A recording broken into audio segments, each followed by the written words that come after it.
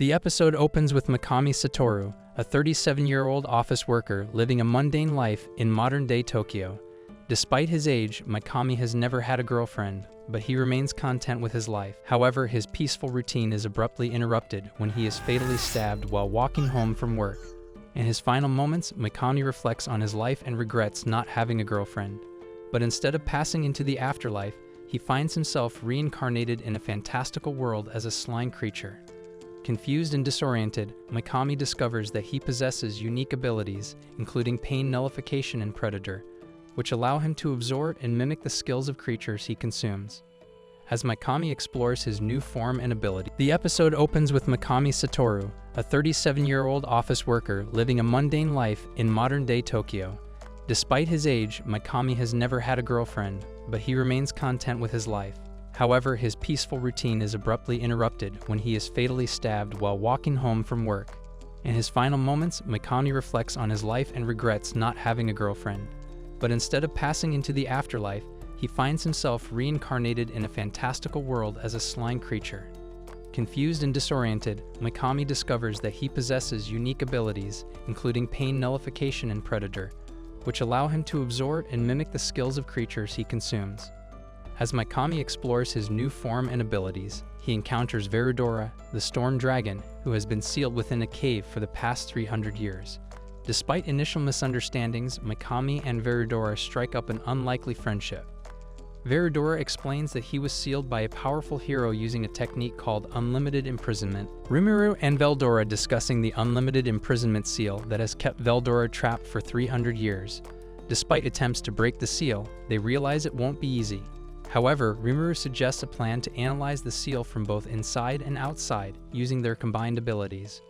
To facilitate this plan, Rimuru offers to temporarily consume Veldora, allowing them to work together to break the seal. Veldora agrees, and before they begin, Rimuru suggests giving each other names as a sign of equality and solidarity. Veldora chooses the name Veldora Tempest, while Rimuru selects the name Rimuru Tempest. With their newfound names and determination, Rimuru consumes Veldora, and they begin their mission to break the seal. Meanwhile, outside the cave, the disappearance of Veldora, a catastrophe-class monster, creates chaos in the surrounding countries. In the Kingdom of Blumen, Minister Baron Veryard discusses the potential consequences of Veldora's disappearance with Guild Master Fuse. They fear that without Veldora, the neighboring Eastern Kingdom may advance through the Great Forest of Jura, threatening their territories. As tensions rise, Baron Veryard decides to personally investigate the situation to assess the kingdom's vulnerabilities. Back in the cave, Rimuru spends several weeks exploring and gaining new skills by consuming various creatures. Eventually, he discovers what appears to be the exit and successfully breaks through the rusty door. Emerging into the sunlight, Rimuru marvels at the outside world for the first time in a long while. Outside, Rimuru encounters a group of goblins who mistake him for a powerful monster due to his aura. After a brief confrontation, Rimuru communicates with them using magic sense and learns that their village is under threat from direwolves. The Goblin Elder requests Rimuru's help in defeating the direwolves, explaining that they've already lost many warriors in previous battles. In exchange, they offer their loyalty and protection to Rimuru. Moved by their plight and wanting to put on a show, Rimuru accepts the goblins' request and promises to defeat the direwolves. With Rimuru assuming the role of the goblins' leader and preparing to face the direwolves in battle. After consuming Veldora and beginning the process of analyzing the unlimited imprisonment seal, Rimuru and Veldora work together to eventually break the seal. Rimuru gains new skills and abilities while inside the cave, including healing powers, before emerging into the outside world. Outside, Rimuru encounters a group of goblins who request his help against an attack by direwolves. Moved by their plight, Rimuru accepts their request and promises to protect the village. Rimuru heals the wounded goblins and helps fortify the village's defenses. When the direwolves attack, Rimuru uses his newly acquired skills to defeat them and forces the remaining direwolves to surrender. After the battle, Rimuru names all the goblins, including the leader, Rigurd, and the direwolf, Ranga. However, naming so many creatures at once drains Rimuru's magic tools, causing him to enter a 3-day sleep mode for recovery. Upon awakening, Rimuru learns that the goblins and direwolves have evolved into stronger forms due to their names. He sets 3 rules for them to follow: no attacking humans, no fighting amongst themselves, and no belittling other races. Rimuru assigns tasks to the creatures to ensure the village's survival and decides to visit the dwarves in Dworgen for assistance with building houses and making clothes. Excited to meet the dwarves, Rimuru leaves the village in Rigurd's care and heads to Dworgen, eager to explore the city and seek help from the skilled artisans. Rimuru embarking on his journey to the kingdom of the dwarves. Rimuru and his companions travel north along the Ameld River towards Dworgen, the kingdom of the dwarves. Accompanied by Rigur, 2 other goblins, and Gopta as their guide, they hope to find skilled artisans who can make clothing and houses for the goblins. Rimuru learns more about the Tempest Wolves, the evolved form of the Dire Wolves, and their loyalty to him despite his role in defeating their leader. As they approach Dworgen, they encounter a checkpoint where they are confronted by aggressive humans. Rimuru uses his skills to intimidate them and avoid conflict. Upon reaching Dworgen, Rimuru and Gopta enter the city while the others wait outside. Inside, they encounter Kajin, a blacksmith, and his brothers. Kajin is unable to fulfill a large order of swords due to a shortage of materials and time constraints. Rimuru offers a solution by providing a cluster of magisteel, which Kajin can use to make the swords. In return, Rimuru asks Kajin to send artisans to his village to teach crafting skills.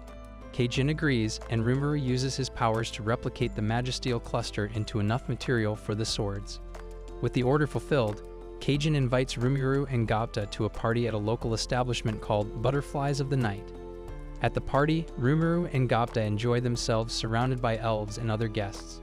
Despite initially resisting, Rimuru finds himself having a good time. Rimuru reflects on his newfound ability to replicate the sword made by Kajin, the weaponsmith, with ease.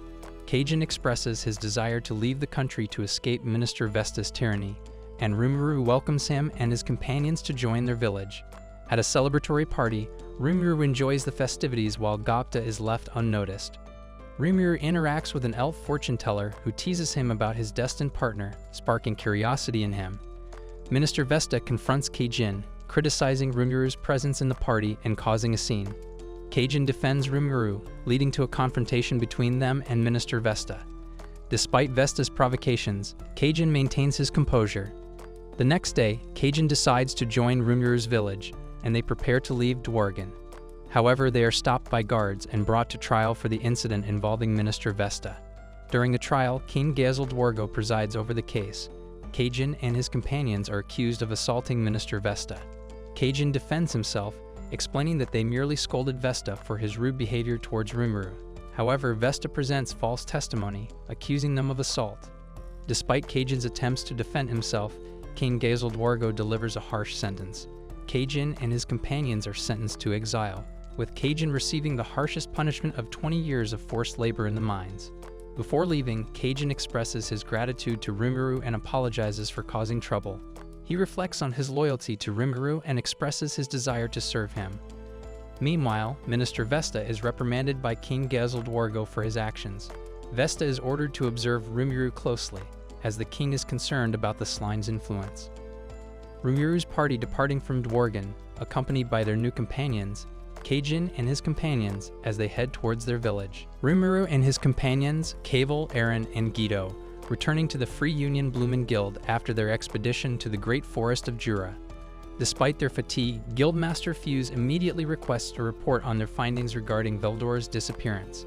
The Guildmaster orders them to investigate further due to the significance of Veldor's absence. While the party members express their exhaustion and desire for rest, Fuse grants them only 3 days off before assigning them to continue their investigation in the forest. Despite their complaints, they reluctantly agree to the Guildmaster's orders. As they discuss their next mission, a mysterious woman named Shizu approaches them and requests to accompany them through the forest. Despite Cable's initial objection, Rimuru accepts Shizu's request to join their journey, sensing that she may have important information or skills to offer.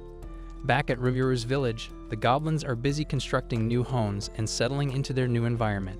Kajin and his brothers, skilled craftsmen from Dworgen, contribute to the village's development by sharing their expertise in construction and craftsmanship. With their help, the village begins to take shape, showcasing the progress and growth of Rimuru's community. Reflecting on recent events, Rimuru recalls Gopta's unexpected heroism during their time in Dworgen. Despite Gopta's usual clumsiness, his determination and resourcefulness in a critical situation earned him respect from Rimuru and his companions. This moment highlights Gobta's growth as a character and his willingness to step up when needed. As Rimuru spends time with Shizu, she opens up about her tragic past and the circumstances that led her to their world. Shizu reveals that she was summoned as a powerful weapon during a war in her homeland, but her experiences have left her scared and haunted by memories of violence and destruction. Rimuru empathizes with her and offers his support, vowing to create a peaceful world where everyone can live happily. Ryuru's companions discussing plans for building new houses in the village, while Rimuru and Shizu share a heartfelt moment together, bonding over their shared experiences and hopes for the future. With the arrival of the sorcerer Konik, who challenges Rimuru's power in an attempt to become the Demon Lord. However, before any confrontation occurs, Rimuru's attention is drawn to a disturbance caused by a powerful fire spirit named Ifrit. Ifrit, under the control of an unknown assailant, begins attacking Rimuru's village and its inhabitants. Rimuru quickly realizes that Ifrit's rampage is a direct threat to his friends and allies. Meanwhile, Rimuru reminisces about Shizu's past and their time together. He recalls how Shizu, despite her tragic history and fearsome reputation as the conqueror of flames, found solace and companionship among Rimuru and his friends. As Ifrit's attacks intensify, Rimuru and his companions prepare to confront the fire spirit. Despite the danger, they refuse to abandon their village and stand together to protect it. Rimuru devises a plan to neutralize Ifrit's fire attacks using his unique abilities. With the help of his companions, Rimuru launches a coordinated counterattack against Ifrit. During the battle, Rimuru unveils a hidden power known as thermal fluctuation resistance, which allows him to nullify Ifrit's fire attacks effortlessly. With this newfound advantage, Rimuru gains the upper hand in the battle against Ifrit. As the battle reaches its climax, Rimuru uses his unique skill Predator to absorb Ifrit's power, effectively neutralizing the threat posed by the fire spirit. In the aftermath of the battle, Rimuru asserts his determination to protect his friends and allies from any future threats. With Ifrit defeated and peace restored to the village, Rimuru reflects on the bonds of friendship and camaraderie that have grown stronger through adversity. Rimuru and his companions are preparing for the challenges that lie ahead, knowing that they can face any obstacle as long as they stand together. Rimuru reflecting on his recent encounter with Shizu and the tragic events of her past. He recounts how Shizu shared her memories with him, detailing her struggles with the fire spirit Ifrit and her journey alongside the hero. Shizu reveals that after being possessed by Ifrit, she served the Demon Lord for a time before meeting the hero, who helped her control the spirit's influence. With the hero's guidance, Shizu learned to harness Ifrit's power and became known as the Conqueror of Flames. However, as Shizu grew older, controlling Ifrit became increasingly difficult, leading her to retire and become an instructor at a school for interdimensional travelers. Despite her efforts to live peacefully, Shizu embarked on a journey to confront the man who summoned her to this world, seeking answers and closure. As Shizu's condition worsens, she makes a final request for Rimuru to consume her, allowing her to rest peacefully within him. Rimuru agrees, granting Shizu's wish and absorbing her into his being. Rimuru reflects on Shizu's life and promises to fulfill her final wishes, vowing to confront the Demon Lord Leon Cromwell and ensure the safety of the children she cared for. After bidding farewell to Shizu's former companions, Rimuru receives parting gifts from the artisans of the village, including new equipment crafted by renowned blacksmiths. With newfound determination, Rimuru sets out on his journey to gather information about Leon Cromwell and fulfill his promise to Shizu. Embracing his role as the inheritor of Veldora's will and Shizu's legacy, Rimuru prepares for the challenges ahead, which concludes with Rimuru encountering a mysterious figure named Jelmud, who offers him a name and food, setting the stage for the next chapter of Rimuru's journey. Keijin and the three dwarf brothers, Garm, Dord, and Mird, continued their efforts to improve the village. Meanwhile, the Goblin Lords, under Rigurd's leadership, established a system for governing the village. Rimuru, pleased with the progress in the village and grateful for everyone's efforts, decided to focus on something important to him. He repaired Shizu's keepsake and reflected on her memory, vowing to take good care of it. With his newfound ability to mimic a human form, Rimuru transformed into a human, marveling at the sensation of having a physical body. He experimented with different appearances and realized that he lacked a gender while in human form. Exploring his newfound abilities further, Rimuru discovered that he could create an adult form using black mist generated by magical consumption. However, he refrained from creating a form resembling Shizu out of respect for her memory. Rimuru also tested out Shizu's mask, which suppressed his magic aura, allowing him to conceal his true nature when traveling to new places. Excited about his ability to eat food in human form, Rimuru decided to join the villagers for meals from now on, eager to experience different tastes and flavors. While enjoying the feast, Rimuru received a thought communication from Ranga, who informed him about an incident in the forest. Rushing to the scene, Rimuru encountered a group of ogres who had been injured by Gopta and Rigurd. Despite the misunderstanding, Rimuru managed to calm the situation and offered to accompany the ogres back to the village. Along the way, Rimuru demonstrated his strength and abilities, gaining the ogres' trust. Back at the village, Rimuru healed the wounded ogres and joined them for the feast. Despite the initial tension, everyone enjoyed the meal together, and Rimuru formed a bond with the ogres. As they prepared to head back to the village, Rimuru learned that the ogres had no names. Determined to change that, Rimuru promised to give them names in the future. With the feast bringing everyone together, Rimuru reflected on the events of the day and looked forward to the future adventures that awaited them. As Rimuru recovered and regained consciousness, he found himself surrounded by his newly named subordinates. Benimaru, Shuna, Cheyenne, Sui, Kurobe, and Gabiru stood before him, having evolved into their respective forms as Kijin, the ogre princess, and a middle-aged man among them. Rimuru realized that his act of naming them had drained his magic tools, causing him to enter sleep mode temporarily. However, he was delighted to see his subordinates thriving in their evolved forms. With Gabiru's declaration to take revenge on the orcs and become the next chieftain of the lizardmen, Rimuru realized the gravity of the situation. The Orc Lord, a powerful and fearsome unique monster, had emerged, threatening the balance of power in the great forest of Jura. Meanwhile, Ranga reported sightings of lizardmen negotiating with nearby goblin villages, indicating a potential alliance against the orcs. Rimuru saw an opportunity to strengthen their forces and confront the orc army head-on. Gabiru, fueled by the support of his comrades, vowed to lead the lizardmen to victory and establish himself as the new chieftain. Encouraged by Gabiru's determination, Rimuru prepared to assist him in his quest to repel the orcs and restore peace to the great forest of Jura. As tensions escalated and preparations for battle began, Rimuru and his allies braced themselves for the impending conflict with the formidable Orc Lord and his massive army. With Benimaru and his companions integrating into Rimuru's village, their diverse skills and expertise greatly enhanced the community.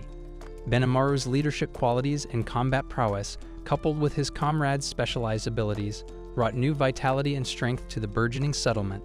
Shuna's expertise in silk weaving not only provided the villagers with sturdy clothing, but also contributed to the enhancement of their defensive capabilities. Meanwhile, Cheyenne's unwavering dedication as Rimuru's secretary and bodyguard ensured efficient governance and protection within the village. Amidst these developments, Gabiru's diplomatic efforts bore fruit as he successfully negotiated alliances with neighboring goblin villages. The influx of goblin warriors bolstered the village's military might, preparing them for the imminent threat posed by the orc invasion. However, Gabiru's overbearing demeanor and desire for dominance strained relations with Rimuru's village, culminating in a confrontation with Gopta. Despite Gabiru's arrogance, Gopta's unexpected victory showcased his strength and earned him newfound respect among his peers. As tensions simmered within the village, Rimuru contemplated the looming danger posed by the orc invasion and the potential involvement of a demon lord or orc lord. The arrival of Traini, a dryad from the great forest of Jura, added urgency to their plight as she pleaded for assistance in defeating the Orc Lord. Traini's revelation shed light on the grave threat facing the forest and its inhabitants, prompting Rimuru and his allies to prepare for the impending conflict. With alliances solidified, skills honed, and determination steeled, they braced themselves for the looming battle against the Orc Lord, ready to protect their home at all costs. As the village rallied together to confront the encroaching darkness, Rimuru's leadership and the collective strength of their diverse allies became their greatest assets in the struggle for survival and peace in the great forest of Jura. As the alliance between Rimuru's village and the lizardmen is solidified, preparations for the impending battle against the Orc Lord intensify. Traini's plea for assistance, coupled with the revelation of the Orc Lord's unique skill, Famine, highlights the dire nature of the threat they face. Rimuru, recognizing the urgency of the situation, pledges to take on the challenge of defeating the Orc Lord alongside his allies. With the support of his companions and the belief in his leadership, Rimuru resolves to confront the Orc Lord head-on. Meanwhile, Gabiru's ambition to prove himself as the rightful chief of the lizardmen leads him to take drastic measures. He captures the leaders of the lizardmen who oppose his defensive strategy, intending to demonstrate his strength and leadership prowess in battle. However, Gabiru's overconfidence and underestimation of the Orc Lord's power prove to be his downfall. As the battle unfolds, the lizardmen's agility and combat prowess initially give them an advantage. They utilize their knowledge of the terrain to outmaneuver the Orc forces, launching swift and coordinated strikes against their enemies. At first, it seems that Gabiru's strategy is successful, and the lizardmen gain the upper hand in the battle. However, the Orc Lord's terrifying ability to consume and absorb the strength of his own troops turns the tide of the battle against Gabiru and his forces. The chaotic scene of orcs devouring each other underscores the grim reality of facing the Orc Lord's overwhelming power. Despite their valiant efforts, Gabiru and his followers find themselves outmatched and overwhelmed by the relentless onslaught of the Orc army. As the battle reaches its climax, the true terror of the Orc Lord becomes apparent, leaving Rimuru and his allies to contemplate the formidable challenge ahead. With the fate of the great forest of Jura hanging in the balance, they must steel themselves for the ultimate confrontation with the Orc Lord and his forces. Rimuru's village, led by Benimaru, Cheyenne, Hakaru, Sui, Rohingya, and the Goblin Riders, embarks on a mission to form an alliance with the Lizardman chief to combat the Orc army. Sui scouts ahead and discovers Lizardmen engaged in battle with high-ranked orcs. He swiftly intervenes, demonstrating his combat prowess and rescuing the lizardmen, including Gabiru's sister. Gabiru's sister, recognizing Rimuru's potential, implores him to save her father and brother, who are in dire straits due to Gabiru's failed coup against the chief. Rimuru agrees to aid them and forms an alliance with the lizardmen, with Gabiru's sister representing the chief. Soi is dispatched to rescue the lizardman chief, while Rimuru and the others prepare to engage the orc forces. Gabiru, seeking redemption, challenges the Orc general to a duel but is quickly overwhelmed, realizing the true extent of the Orc's power. Meanwhile, Trainee confronts Gelmud and Laplace, warning them against their nefarious deeds in the forest. Gelmud and Laplace retreat, realizing the threat Trainee poses. As the battle rages on, Gabiru and his forces struggle against the Orcs, but Rimuru's reinforcements, including Ranga in his Tempest Star Wolf form, arrive and turn the tide of the battle. With overwhelming strength, they push back the Orc forces and secure victory. Meanwhile, Gelmud realizes that Rimuru's village has evolved beyond his expectations and fears for his own plans. He resolves to take action to prevent Rimuru from interfering further.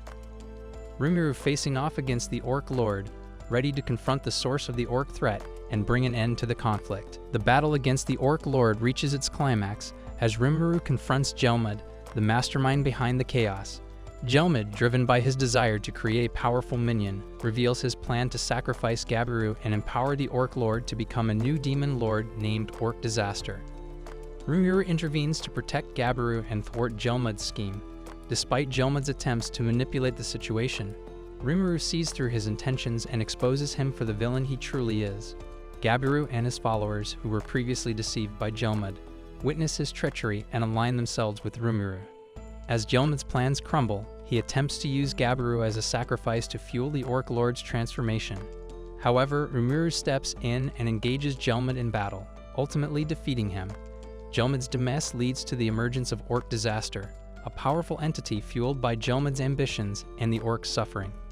Orc Disaster proves to be a formidable foe, resisting Rimuru's initial attempts to subdue him.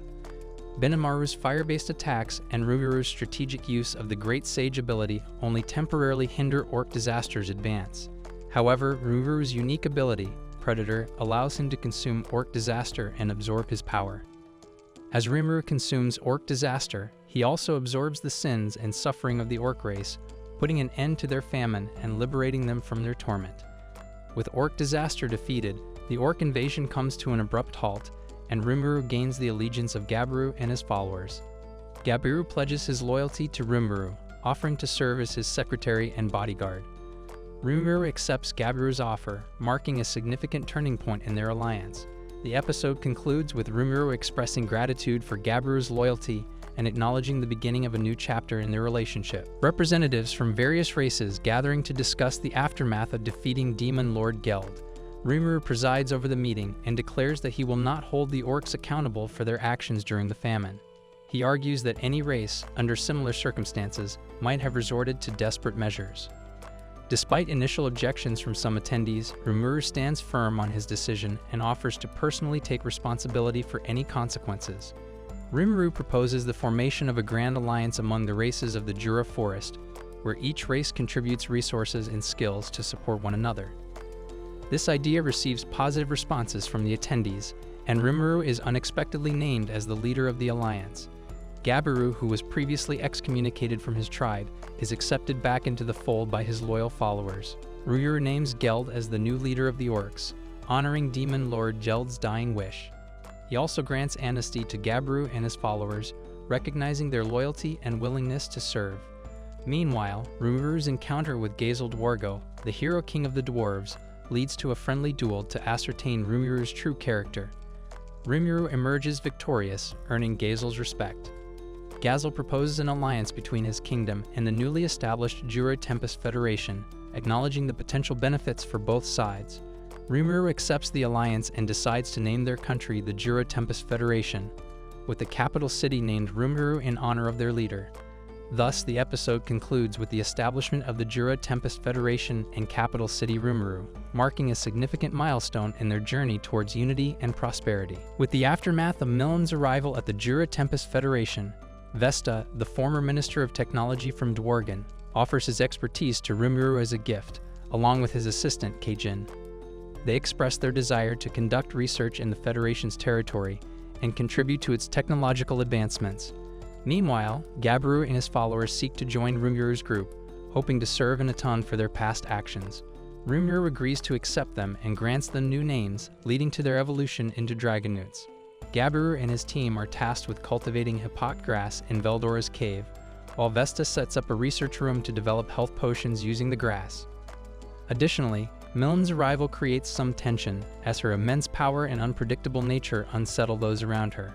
However, Rimuru manages to befriend her and persuades her to abide by certain rules while in the Federation's territory. Despite the temporary peace, concerns arise about the reactions of other demon lords to Milan's alliance with Rimuru. It becomes apparent that Milan's actions have upset the power balance among the demon lords, and Rimuru realizes that they may face further challenges as a result. Milan causing chaos in the hot springs, playfully engaging in a water fight with Rimuru and the others. Despite the lighthearted atmosphere, Rimuru and his companions brace themselves for the potential consequences of aligning with such a powerful and unpredictable entity as Milan. Discussion among some characters reflecting on Rimuru's incredible achievements, including creating a nation of monsters and defeating the Orc Lord. Despite sounding like a tall tale, they acknowledge the truth of Rimuru's actions and their reliance on him. The characters contemplate their relationship with Rimuru, debating whether to see him as harmless or a potential threat. They decide to go see Rimuru themselves to judge him firsthand. Meanwhile, Vesta presents a new potion he has developed, equivalent to a full potion in effectiveness. Rimuru discusses the potential for mass production and negotiating with other nations for the rights to produce lower-tier potions. Milan deals with new visitors, including Phobio, a subordinate of Demon Lord Carrion, who challenges Rimuru's authority. Milan intervenes and reprimands Phobio for his actions. Phobio reveals Carrion's plan to create a puppet demon lord and expresses his anger towards Rimuru. However, Milan diffuses the situation and insists on maintaining their friendship. Later, Milan shares a secret with Rimuru about the involvement of other demon lords in a plan orchestrated by Clayman. Rimuru promises to assist Milan and pledges friendship. In a separate storyline, a team from the Farmus Kingdom, led Yume, encounters Rimuru's group. Rimuru proposes a plan for Yume to be hailed as the hero who defeated the Orc Lord, while Rimuru's group assists. Yume agrees to the plan and pledges his allegiance to Rimuru. Tyr and Footman discussing Frey's concerns about the revival of Charybdis, a powerful entity comparable to a demon lord. Tyr sets out to investigate Charybdis' location and potential for taming it. Phobio, still reeling from his defeat at the hands of Demon Lord Milam, is approached by two individuals, Footman and Tyr, who claim to be members of the Harlequin Alliance. They offer him a chance to gain power by becoming a demon lord and suggest that he could tame Charybdis, a monstrous entity of immense power. Phobio, driven by a desire for revenge and recognition, entertains the idea despite initial skepticism. Meanwhile, Rimuru and the inhabitants of Tempest receive alarming news about the revival of Charybdis, a Calamity-class monster. Treni's sister, Trya, warns them of the impending danger. explaining that Charybdis, born from Veldora's magicules, is a relentless force of destruction. The monster's revival poses a significant threat to the region, prompting Rimuru to take action. Despite objections from others, including Milim, Rimuru resolves to confront Charybdis head-on, motivated by a promise made to Shizu and a sense of duty as the leader of Tempest. Recognizing the gravity of the situation, preparations for the impending battle against Charybdis begin in earnest.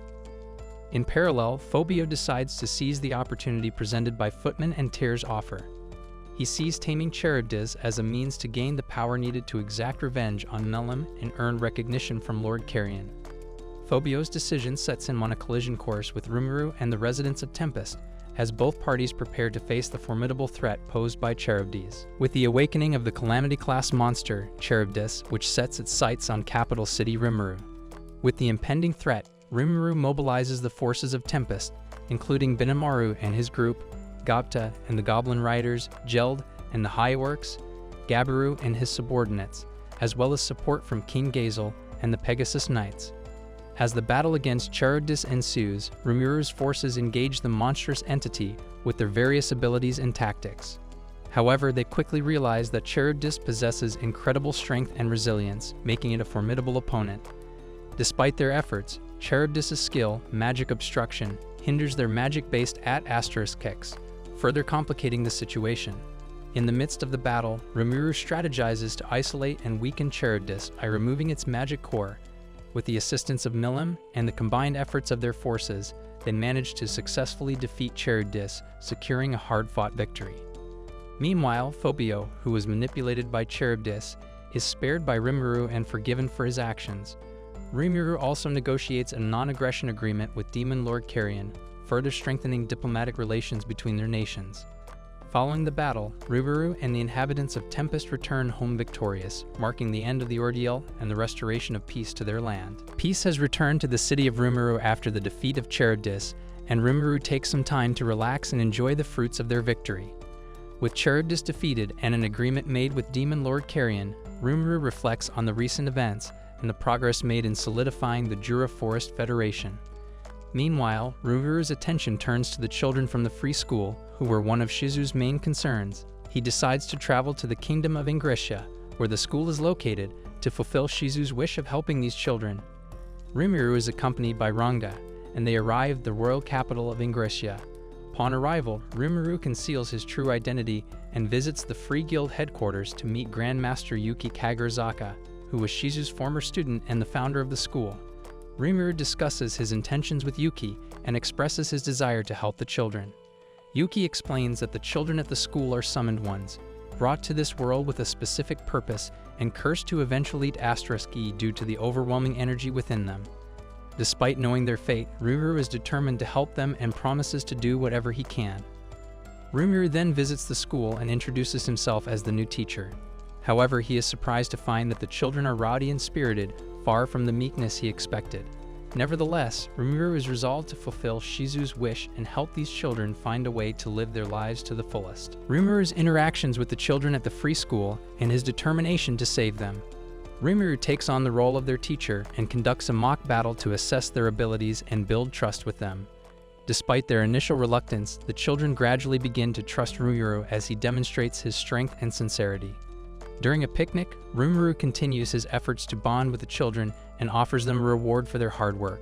However, their conversation is interrupted when a powerful presence, identified as a sky dragon, approaches the capital. Rimuru decides to confront the dragon to protect the city and the children. After successfully repelling the dragon's attack, Rimuru receives an invitation from a merchant named Mjormiles, who expresses his gratitude for Rimuru's heroism. Rimuru accepts the invitation and decides to visit Mjormiles' city, hoping to establish trade relations and acquire knowledge to benefit his own nation. Meanwhile, Rimuru learns about the Dwelling of the Spirit, a location where high-ranking spirits reside, from a local woman.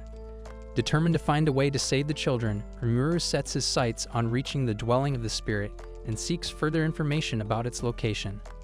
Rimuru's commitment to fulfilling Shizu's wish and protecting the children remains unwavering, driving him to seek out new allies and explore new avenues for their salvation. Rimuru and the group reaching the Dwelling of the Spirit, where they encounter Ramirez, a young and eccentric demon lord who claims to be the queen of the fairies.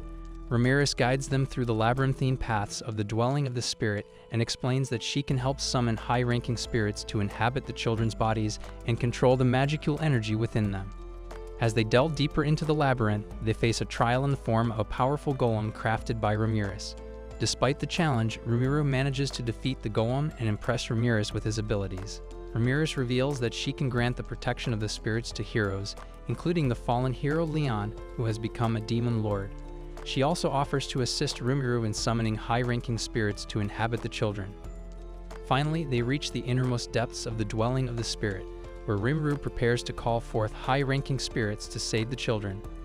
Despite the challenges ahead, Rimuru is determined to fulfill Shizu's wish and save the children from their fate. Rimuru and his companions embark on a mission to save the children afflicted with defective conditions by summoning high-ranking spirits to inhabit them. Led by Ramirez, the fairy queen, they journey deep into the dwelling of the spirit, a labyrinthine realm filled with natural energy.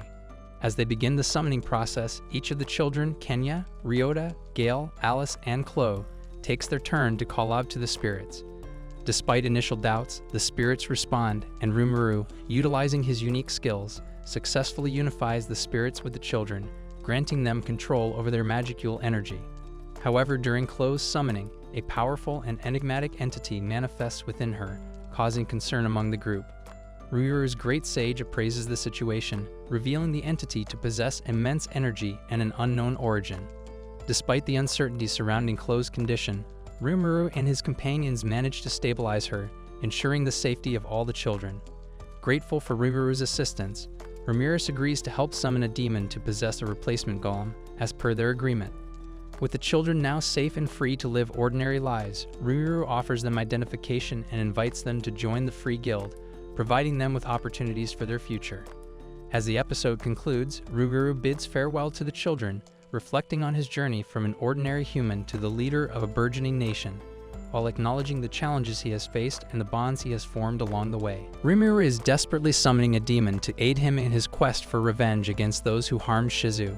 He offers his soul in exchange for the demon's assistance, leading to a contract being sealed. The demon, known as Black, agrees to help Rimuru and sets out to wreak havoc in the Filtwood Kingdom, where Shizu once visited. The kingdom, facing a threat from a revived demon, seeks the assistance of renowned adventurers, including Shizu. However, it's soon revealed that the king and his minions are in cahoots with the demon Orthos, who orchestrates the sacrifices of adventurers to empower himself. Shizu, aided by Rimuru's memories and powers, confronts Orthos and the traitorous king. A fierce battle ensues, showcasing Shizu's incredible strength and the extent of Rimuru's influence. Despite facing formidable opponents, Shizu ultimately emerges victorious, purging the kingdom of demons and restoring peace. Rimuru reflects on the events that transpired and acknowledges the significance of his encounters with Shizu and Black. The narrative hints at future developments, including Rimuru's eventual summoning of Black, who receives the name Diablo. Season 2 Part 1 commences with Rimuru sharing the news of his impending departure, marking the final semester. Assuring his friends of future visits, he entrusts his with a book and class leadership while fielding Kenya's inquiry about his future plans. Declaring himself a busy slime, Rimuru bids farewell to the class, spending time with Ranga before teleporting back to Tempest. Conversing about Rimuru's post-reincarnation life, they express hope for Tempest's longevity, especially after Carrion's non-aggression treaty. Carrion proposes mutual ambassadorial appointments, leading Rimuru to select Benimaru as the embassy head, much to Rigurd's emotional response. Rimuru organizes a press conference amid a jubilant crowd, delivering a lackluster speech before delegates depart for Eurazenia from the Juro Federation Tempest. Once the delegates head out, the people in Tempest start to prepare for the arrival of Eurazenia delegates. The embassy from Eurazenia arrives bringing Albus the Golden Serpent and Sufia, the White Tiger Claw. Sufia starts talking a lot of crap about humans and how Rimuru shouldn't associate with them. Yang takes offense to this, and so does Cheyenne. A fight breaks out. Shan fights Sufia, whereas a character named Rixia starts fighting Yam instead. Kayan starts charging up a maximum magic bullet, but Albus steps in and stops their battle. This was just a test to see if Rimuru and his people were worthy of the beast's respect. A welcoming party for the Eurazania embassy is held in Albus' love for the apple brandy. Albus realizes that the fruit is limited, so she proposes that the fruit be sent from Euryzania to Tempest, whereas the Tempest liquor will be sent to Euryzania. The merchant overseer, Dogman Kobe, is made to be the overseer for trade negotiations with Albus and Sufia. The Euryzania delegates leave with some staying behind, including Gruxius, whereas Benimaru and Rigor return. They bring news saying that Tempest is ahead of Euryzania in many ways. However, the agricultural aspects are much better there. In Euryzania, we also learned that Benimaru had challenged Carrion to a fight by the way, and he did lose since Carrion is pretty freaking overpowered. Rimuru, along with the Goblin Riders, Chai and Shura the Dwarves, and Ranga head to Dworgen. They head into Gazel's chambers. Meanwhile, we see Clayman with a crystal ball which has a recording of Ruru versus Caribitis. He promises his agent Majoran that he'd return her heart on one last condition. In the meeting, Ruru discusses with Gazal that they're aiming to replace Falmouth as the major trade center. Next day, an announcement is made that Dworgen and the Tempest Nation are now allies, and our heroes get ready to leave. In the other end of the continent, Yeoman and Majoran have a light-sparing contest, after which they become friends and head to the Tempest Nation. Yum and Majoran reach Tempest, and he tells everyone that Majoran will be their military advisor against magic, because they probably need help in that department. Rimuru passes all the kids and their exams. Rimuru speaks with Guard Majolmi, and they form a safety pact with Balmond, meaning both nations will protect each other and come to each other's aid. Guard is a bit scared that Falmouth might be looking to invade them now that Tempest is becoming the trade center. Cut to Falmouth, and we see the king discussing the best strategies of attacking Tempest right now after seeing its growing influence. Archbishop Raymond is a new guy who comes up with a solid plan. They'll make it look like Tempest attacked a regular citizen from Falmouth and use it as a catalyst to attack them all. They will send 3 other worlders, joined by 100 knights. The 3 other worlders are Shogo, Harara, and Kyuya. Yom and Majoran are having some alone time. Later we see her being caught, contacted by Clayman, who has control of her heart and is forcing her to be a double agent. He has one last job for her. If she doesn't do it, he'll kill her and Yom too. Soy recons the area and returns with news stating knights from Falmouth are approaching. The other worlders arrive just after Benimaru, and the rest are contacted by Albus to let their people stay in Tempest as refugees. Since Euryzania is heading to war with a demon lord named Malima, Aurora puts up a show and pretends someone grabbed her butt. Her ability, called Bewilder, allows her to make everyone believe her lies. Nobody believes her though. As Shuna and Cyan arrive, a fight breaks out and Majoran's orders from Clayman force her to turn the area into a non-magic area, cutting the city's communications off. Majoran gets caught by Gruxias, but the truth is exposed. Yom walks in and hears everything and tells Majoran that he loves her no matter what. Then she cuts off the comms anyways. The Archbishop then casts Prison Field over the whole area. Rimuru is caught in a barrier on his way back to Tempest and is approached by Hinata Shakaguchi, captain of the Holy Knights of the Empire Rubrios. Hinata says something in the lines of Tempest Nation's destruction must happen, so Rimuru has to die in the Tempest Nation. The other worlders are kicking ass and bullying Shuna and Cyan due to their magic being barred. Hinata turns out to be the former student of Shizu and believes Rimuru killed her. The fight takes every inch of Rimuru's power as he activates his gluttony ability as a last resort. Turns out Rimuru's monstrous form here was never himself, he just used it as a distraction so he could slip away mid-fight. Hinata was simply too powerful. He teleports nearby to some side characters and explains the situation. He then finds a way to head back to Tempest, where he intervenes with Benimaru trying to kill Majoran for disrupting their comms, while Grugis and Yom both fight to protect her. He stops the madness and agrees to hear her out. He does understand her explanation, so she shows him the dead bodies of the many goblins that died in the massacre. He remembers that he had ordered them not to hurt humans in Season 1, which is why they didn't defend themselves, and that makes him feel a lot of guilt. Majoran tries to upset Rimuru into killing her so he would leave Yom and Gruz out of it. He stays calm though and tries to understand her. During a conference, they come to a conclusion that the Holy Church and Falmouth planned this attack together, as the Holy Church hates monsters, whereas Falmouth wants to remain the trade center. Majoran then comes clean and tells them all about working for Clayman. Way too much happens in Episode 8. It starts with the news that Cheyenne and Gobzo were killed during the battle, so no more pig pouncy boobs and the series left for Rimuru to gawk at. The three adventurers from Season 1 return and tell Rimuru there's a way to bring dead people back to life. Zoe, on the other hand, discovers the Western Holy Church armies all camped out around the city guarded by magic devices. It turns out that there's a way to revive dead people if you become a demon lord, and Rimuru had already acquired a demon lord seed when he defeated the orc disaster in Season 1. He has all the conditions marked so he can transform into a true demon lord if he consumes 10,000 human souls. Conveniently, Fallen forces begin to converge on the Tempest Nation. He tells Majorin to die and stabs her in the heart after she gives Yam a kiss goodbye. It turns out he didn't kill her, just destroyed her heart and gave her an artificial heart of his own creation to rid her of Clayman's influence. Not to mention, he's about to kill the entire Falmouth forces, including the king. So Yam is up for promotion as the new king of Falmouth. Everyone prepares for war. Majorin and Shunna are assigned to replace the barrier, and everyone else has a proper role in the plan. Venemaru, Gaber, and Sui all decimated the knights on their side of the battlefield and destroyed the magical devices. The three other worlders are also attacked by our heroes. Geld beats up Shogo. Meanwhile, Hakuro kills Juya straight up. Shogo makes a run for it.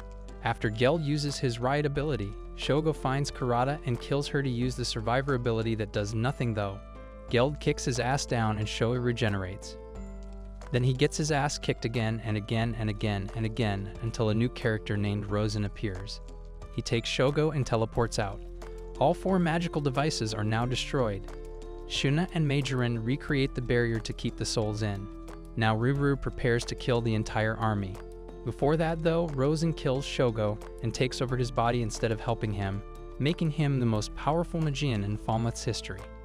Rimuru is shown killing everyone and everything he lays eyes on.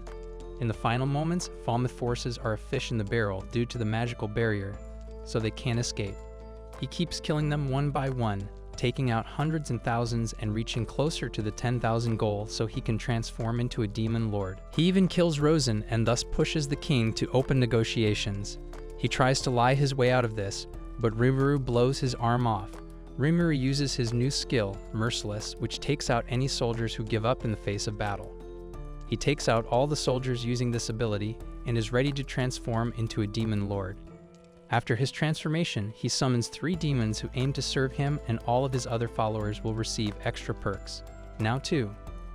They take the king, archbishop, and all other followers into custody, and Rimuru transforms from a slime into a demon slime. Then we go through a bunch of random bullshit about skills being upgraded.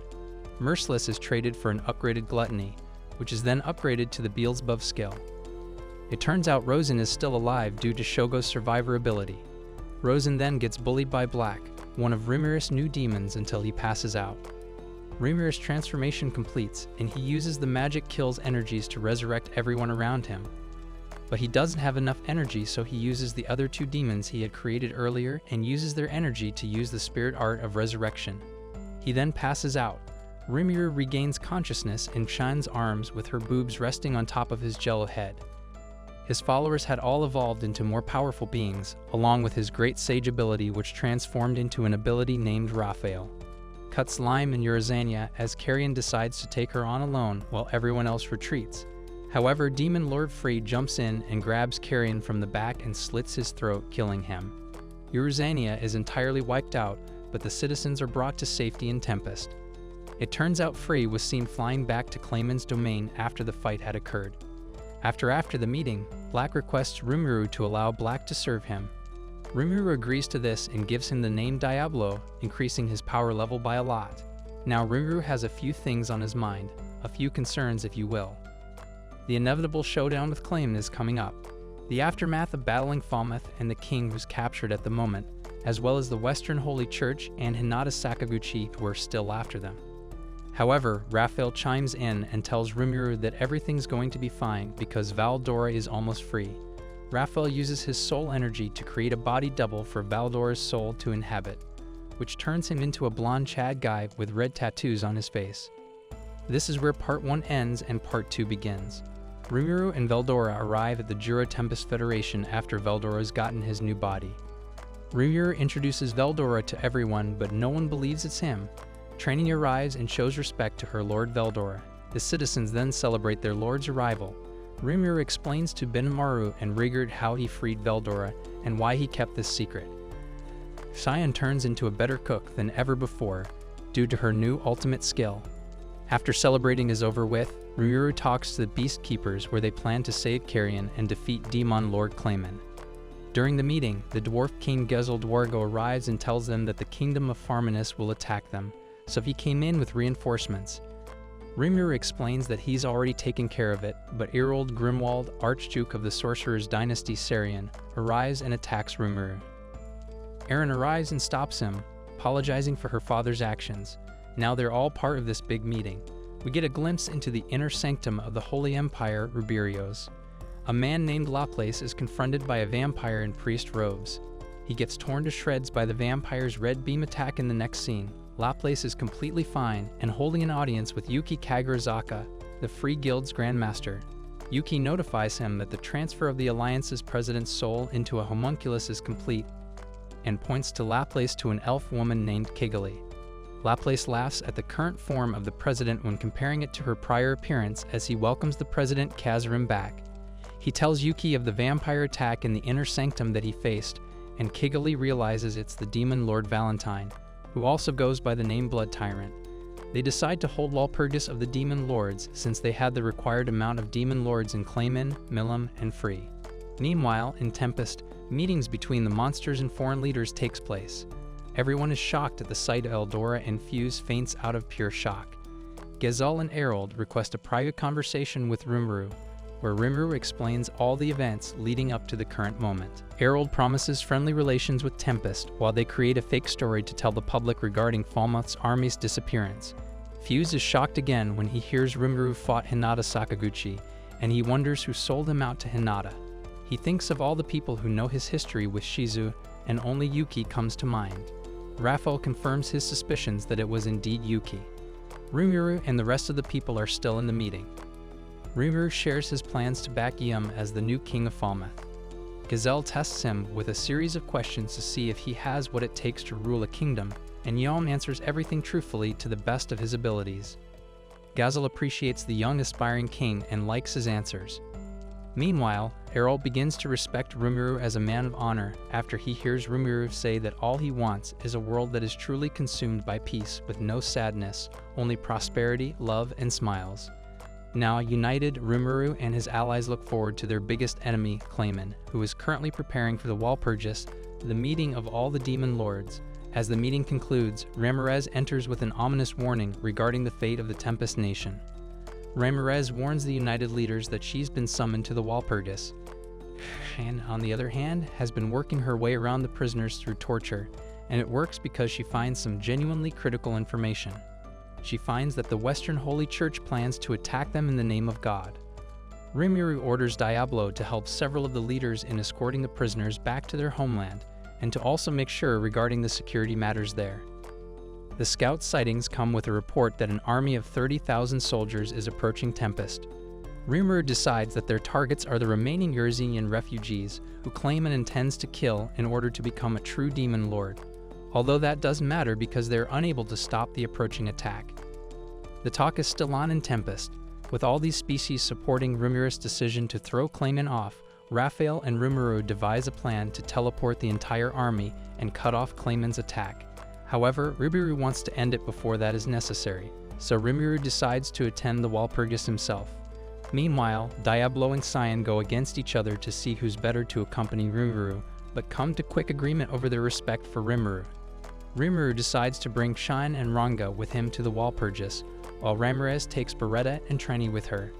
Later, Rimuru and Raphael come up with a plan to teleport the Urzenian citizens. He teleports them to Geld, who has created a safe place for the refugees to live in just the span of one night. Now, with the Urzenian citizens in Tempest, the only thing to worry about was Clayman and his armies, who will take Rimuru's allied forces of 20,000 in open combat. It's time for no mercy now. Benimaru and the 20,000 traveled to Rosania to fight Clan Clayman's army. Harold returned to Sarian, Gezel returned to Dworgen, and Yom and Madron headed to Falmouth with Diablo beside them. The remaining of our crew prepared for the Walpurgis. Meanwhile, Clayman uses Free to make Milim wear a necklace with which he uses a spell named Demon Marionette, which gives her complete control over Milim's actions. He now has the ultimate Demon Lord puppet that he can fully control.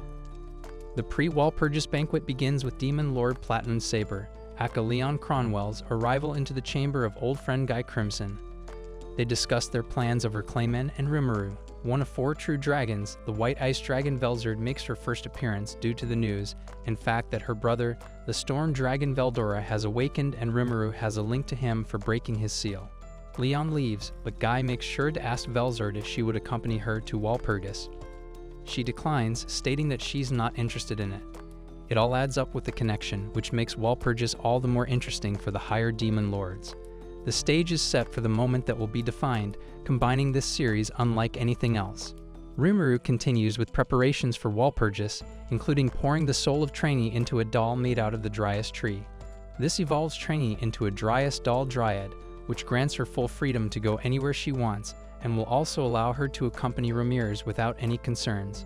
Benimaru acquires the Skill-Worn Leader, which lets him read the enemy's movements efficiently. He also comes up with a plan to destroy Clayman's castle, which is believed to be behind the fog. Hokoro and So are meant to go, but Shuna insists on joining them. Though hesitant, Rimuru agrees to let her join them, as this is the perfect window to strike and also the best opportunity to find Demon Lord Carrion and rescue him. They are to attack right after Walpurgis begins. Benimaru appoints Albus as the secondary commander for the battle. Now Benimaru and his forces lead Clayman's army into a trap set by Gel. As the army falls into the trap, the 3 beasts eaters head out to attack. Gonda uses Vortex Crush to take out a large portion of the army, and then the rest are faced by Geld as they try to climb out of the hole. It's a one-sided battle as Clayman's army gets absolutely decimated at the hands of our heroes. Benimaru orders Albus, Sophia, and Fabio to bring them the head of their enemy's leader. Fabio takes the fight directly to Footman and Terror.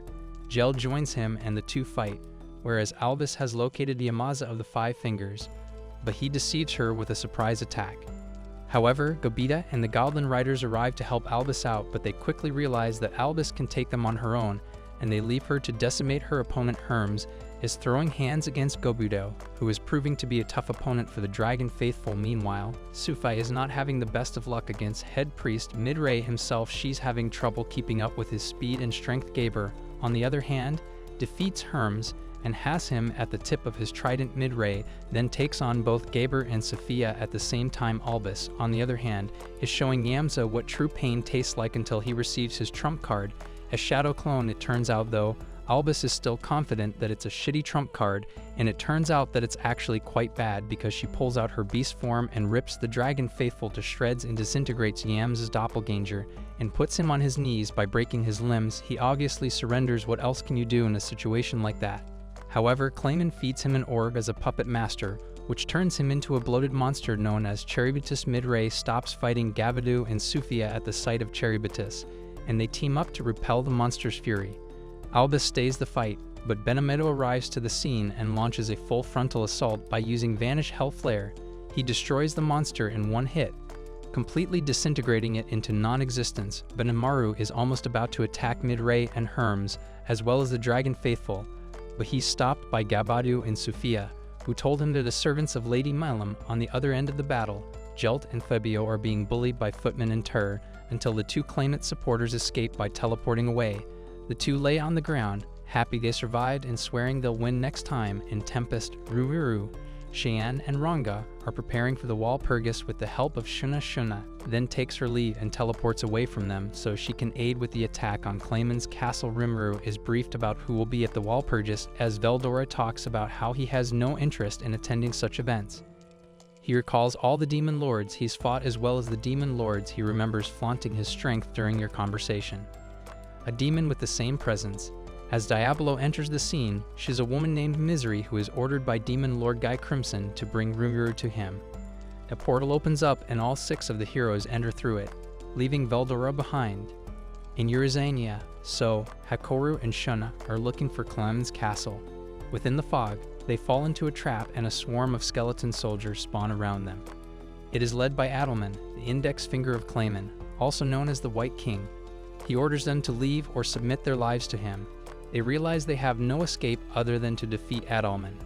So Hakoro attacks Adalman, but is met by an undead swordsman. So Ai tries to launch a surprise attack on White King, but is delayed by an undead dragon known as the Death Dragon. So uses his Mystic Thread Strike to tear the dragon to pieces, but it just resurrects back into its regular form. It seems that the dragon in the army's soul is inside Adalman, so Shuna decides to take him all on her own while the two warriors keep the attackers at bay. She's attacked by the skeletal soldiers, but repels them with alignment fields. A 1 versus 1 battle between Adalman and Shuna begins. Magical strikes are thrown left and right attacks are repelled and pushed back. Counterattacks are thrown.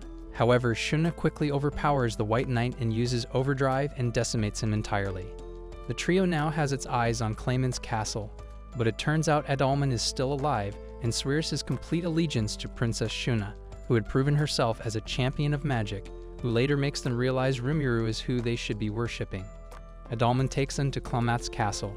Rimuru arrives to the scene where Walpurgis is about to begin. He takes a seat and starts seeing the demon lords arrive to the scene. Guy Crimson is already there in a chair. The giant race demon Lord Degrelle enters, followed by demon Lord Valentine the vampire, as well as a yawning young man who turns out to be the demon Lord Dino. Ramries and Dino start arguing, but it seems they're happy to see each other after a while. Demon Lord Frey also joins the scene with a lion-headed harpy with her, which Raphael suspects to be Carrion. Leon stands behind Rimuru, and they both have a heated conversation about Shizu. Milim enters the scene along with Clayman accompanying her. He hits Milim in front of everyone, and this shocks everyone at the Walpurgis. The two have a seat and the Walpurgis begins. At the Walpurgis, Clayman tries to portray Rimuru as an evil, conniving little brat whose entire goal is to wreak havoc and create chaos. He talks about how Carrion planned to destroy things with the help of Rimuru and lured him into doing all of this, as well as destroying the armies of Falmouth. He also mentions how Milim defeated Carrion to save Clayman because she loved him so much. He then says that Rimuru is a lowly magic-born playing a part of a demon lord. However, he messes up by saying that Majoran was killed by Rimuru, which was Rimuru's plan all along. Rimuru shows them proof of Majoran's safety as well as Yamsa's transformation into Cherubidis at Clayman's control. Clayman tries to convince the whole Walpurgis that Rimuru is a liar, but no one seems to be believing any of what Clayman is spouting. Rimuru gets up and gives a speech about peace and all that good shit, and then he declares Clayman as his enemy. He challenges Clayman to a battle and the demon lords agree. They'll purge Clayman if Rimuru wins. Clayman agrees to the battle, but in his stead he sends a mind-controlled Milim forward. Rimuru had already planned to break Milim out of Clayman's mind control, so he would do it through a tough fight. Now Clayman spawns 3 demon beasts, a man in black robe, Milim, to fight alongside him, quickly outnumbering Rimuru, Ranga, and Cyan. Rimuru fights Milim.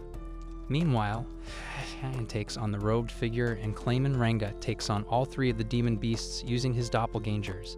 However, this seems to not be enough as our 4 heroes are fighting for their lives. Beretta jumps into battle to aid Rimuru, and he helps Xian repel the robed android's attacks. However, Milim quickly overpowers Rimuru and lands a killing blow. But at the very last second, Veldora jumps in and takes the hit for him. As it turns out, he's seemingly unfazed by the heavy hit. Rimuru orders Veldora to spar with Milim after talking about her being controlled, and heads back to Ranga. He sees that the beasts on the side of Clayman have curses on them where they have been mind-controlled. Rimuru frees the beasts of their curse. On the opposite side of the arena, Beretta skillfully dismantles the android, while Baldora employs Street Fighter to moves on Milim for amusement, accompanied by Ikamhamha. It's a stand-up moment in anime, utterly hilarious. Meanwhile, Cheyenne and Clayman engage in a fierce battle, with Clayman striving to overpower her, yet finding himself outmatched. Even in his beast form, Clayman proves no match for Rimuru and Baldora. Milim, revealing her autonomy, outwits Clayman effortlessly. Jun swiftly dispatches Clayman, and they're transported back to Walpurgis, where Carrion is safe. Rimuru and Carrion solidify the peace between Tempest and Eurizania with a handshake. However, the peace is disrupted as Clayman awakens as a true demon lord. Rimuru vows to confront him alone, absorbing Clayman's dark energy with Beelzebub to ensnare them both in a deadly confrontation. Despite Clayman's futile attempts to flee, Rimuru drains him of energy, affirming his status as a genuine demon lord. Milim assumes leadership in Eurizania, while Carrion becomes king of the Beast Kingdom. Rimuru renames the Demon Council the Octagram, comprising 8 star demon lords. Elsewhere, Hinata pursues Laplace, fearing the security implications of the demon lord's absence. Laplace, upon learning of Clayman's demise, reacts with sinister glee, extracting Roy's heart upon his return from Walpurgis. Amidst the peace, all realms, including Tempest, Eurzenia, Falmouth, Lummond, and the Dark Lords, thrive. Rimuru is celebrated as a hero following Clayman's defeat, marking the conclusion of Season 2. Remember to subscribe for more captivating content like this.